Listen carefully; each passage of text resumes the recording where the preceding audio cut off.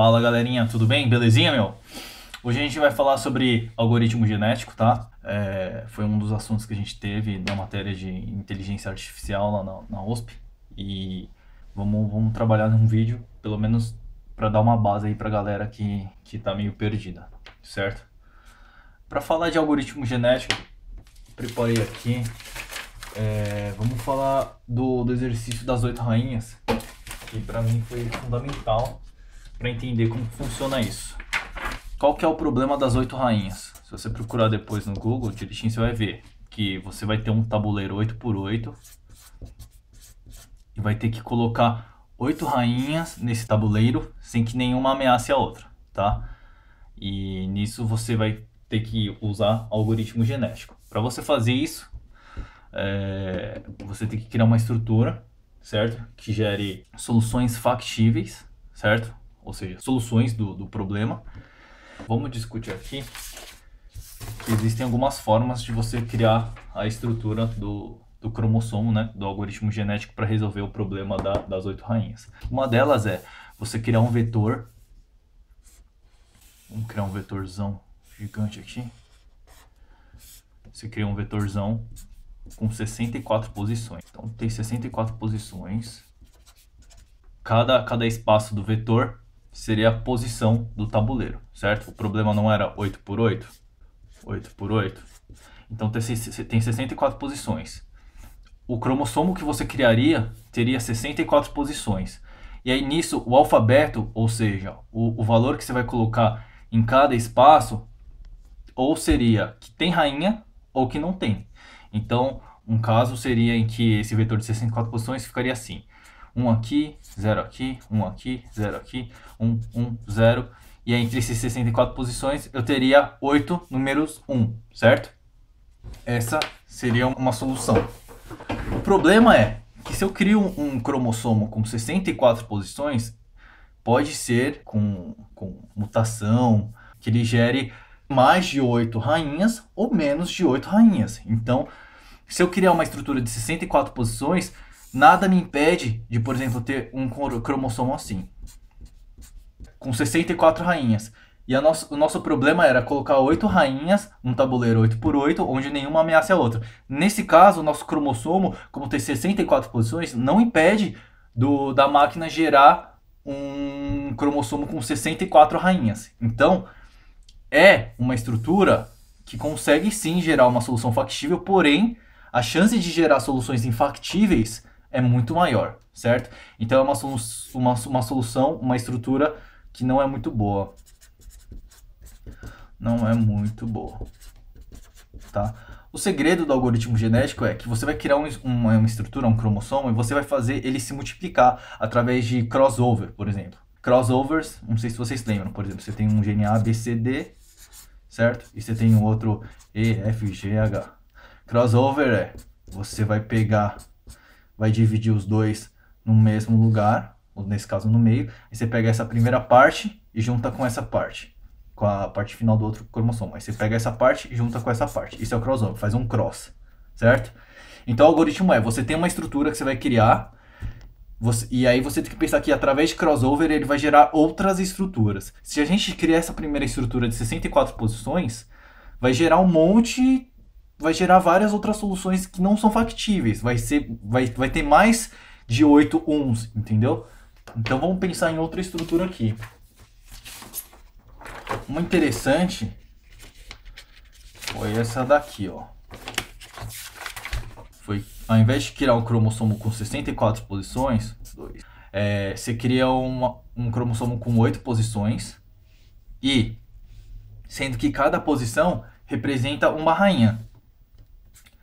Representa a rainha. Então, o primeiro alfabeto seria de 1 a 64. Então aqui eu coloco que a primeira rainha, sei lá, um número aleatório, 30, aqui outro aleatório. Aleatório, tá, gente? De 1 a 64. 63. Tá vendo que nesse caso a gente criou um cromossomo, uma estrutura representando a solução do nosso problema das 8 rainhas, certo? Mas a gente sempre vai ter 8 rainhas. Então é uma solução factível isso, entendeu? Pelo fato de ter sempre 8 rainhas. Porém, nada impede, né, de, através lá do crossover, da multiplicação dos cromossomos, ficar assim, ó, né, fica 30, 60, 60, 60, 60, 60, tá vendo, né? Crossover é quando você pega um cromossomo, junta com outro, multiplica, né? Aí você forma mais um. Também tem nos algoritmos genéticos o conceito de mutação, que você pega uma celulinha e aleatoriamente você troca por outro número aleatório de 1 a 64, né? Nosso alfabeto nesse caso é de 1 a 64. E aí você poderia trocar por 31, mas nada impede desse daqui também trocar para 31, tá? Nesse caso, a gente criou uma estrutura com 8 posições, certo? É muito melhor do que essa estrutura que a gente tinha criado anteriormente de 64, tá? E é isso daqui que, no caso, a professora vai querer que você explique para ela, cara. Você criou uma estrutura X pensando, né, nessas multiplicações, nessas mutações, e o que seria mais, qual teria a maior probabilidade de gerar soluções factíveis, soluções que atendem o problema. Então a gente vê que essa solução de criar um cromossomo com 8 casas é muito melhor do que criar um cromossomo com 64. Agora tem uma solução melhor ainda do que essa daqui, que a gente vai pegar agora, que é esta daqui, que é também criar com 8 posições, 4, 5, 6, 7, 8, tá? Mas a primeira, cada posição vai ser a rainha mais a linha. O que isso significa? Que a primeira posição é a rainha 1 e a linha 1. Certo? Significa que aqui eu vou colocar o quê? O número da coluna.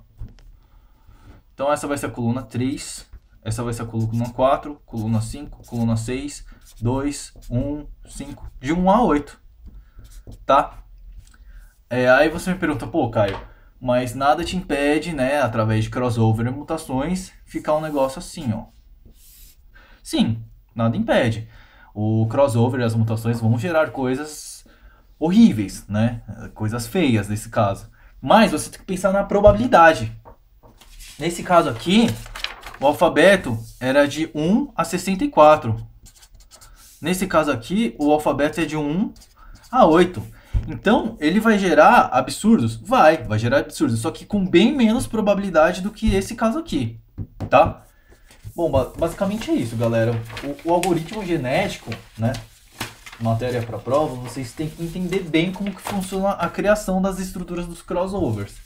E por que você criou a estrutura desse jeito? Por que essa estrutura é melhor do que a outra? Aí você justifica, porque tem a função fitness.